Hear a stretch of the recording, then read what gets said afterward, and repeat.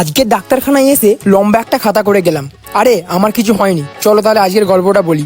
Hey guys, আসসালামু আলাইকুম। আমি এমজে আর তোমরা দেখছো এমজে ব্লগ। সকালে ঘুম থেকে উঠে হাতে টাকা তৈরি করার জিনিস নিয়ে বসে পড়েছিলাম, আর তারই মধ্যে আমার বোন ফোন করে বললো যে রশনির জ্বর এসেছে, ওকে ডাক্তারখানায় নিয়ে যা।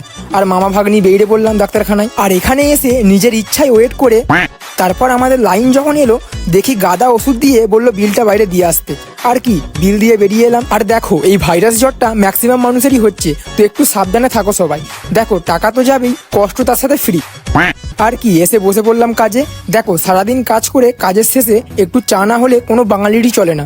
তার জন্য আজকে চলে এলাম বোনাইয়ের গাড়ি চুরি করে নতুন একটা চায়ের আড্ডায়। আর সাথে ছিল মোল্লাবেড়ের সেলিব্রিটি আরিয়ান শেখ।